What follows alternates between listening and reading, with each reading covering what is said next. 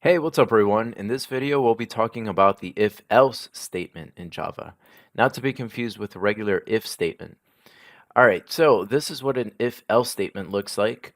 You'll see that there is an if keyword, and then here we have the opening and closing parentheses, and inside of those parentheses, we have what's called an expression. And that expression has to equate to either true or false, okay?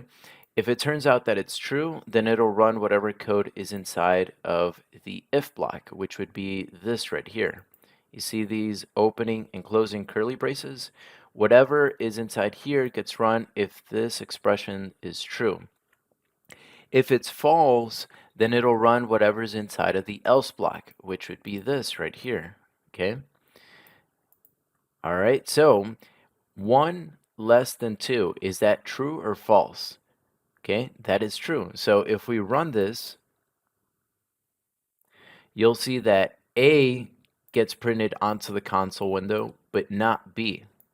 Okay, and the reason C is being printed out to the console window is because this is its own thing. It's not part of the else block or the if block, so it'll always run no matter what. So let's go ahead and just like flip this over. So now it's going to say 1 is greater than 2. Is 1 greater than 2? No, it's not. So if we run it, you'll see that it does not print A. It instead prints B. Okay, and of course it prints C because it'll always print C because it's not part of this if-else statement. Okay, so real quick, you have an expression here. If it's true, it'll run this. Okay, if it's false, it'll run this here in the else block. Okay, and then whatever you have after it, it'll always run. Okay.